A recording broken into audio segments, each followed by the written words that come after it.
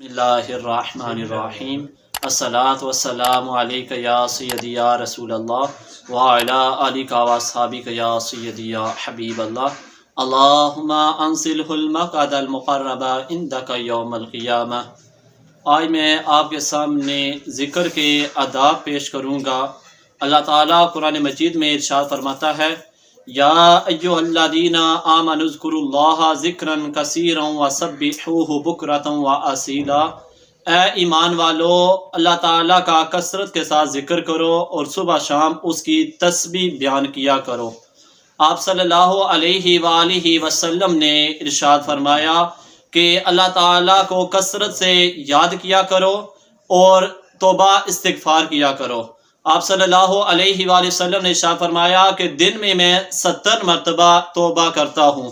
حضرت ابو ہریرہ رضی اللہ تعالیٰ عنہ سے مروی ہے، آپ فرماتے ہیں فرمایا رسول اللہ صلی اللہ علیہ وآلہ وسلم نے کہ میں دن میں 100 مرتبہ بھی توبہ کرتا ہوں۔ ذکر اللہ تعالیٰ کا باوضو کرے تو بہت ہی اچھی بات ہے، اور دوسرا سرن بھی کرنا جائز ہے اور جہرن بھی کرنا جائز ہے۔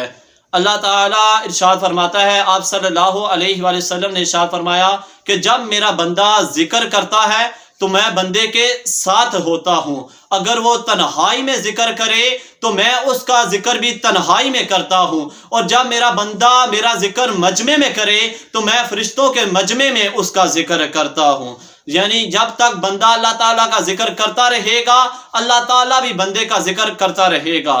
آپ صلی اللہ علیہ وآلہ وسلم نے ارشاد فرمایا کہ ہر چیز کو زنگ لگ جاتا ہے، اور زنگ دور کرنے کے لیے کوئی نہ کوئی آلہ ہوتا ہے، تو اگر دل کو زنگ لگ جائے تو اس زنگ کو دور کرنے کے لیے اللہ تعالیٰ کا ذکر ہے۔ ایک اور جگہ آپ صلی اللہ علیہ وآلہ وسلم نے ارشاد فرمایا کہ دل کے اندر 2 خانے ہیں، ایک میں فرشتہ رہتا ہے اور دوسرے میں شیطان رہتا ہے۔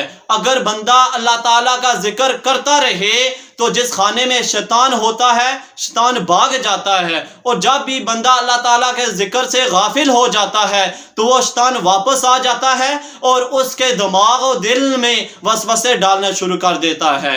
اللہ تعالیٰ آپ صلی اللہ علیہ وآلہ وسلم نے ایک اور مرتبہ ارشاد فرمایا کہ اللہ تعالیٰ کا ذکر مومن کی خوراک ہے، یعنی جتنا اللہ تعالیٰ کا ذکر کرے گا اتنا ہی وہ صحت مند رہے گا۔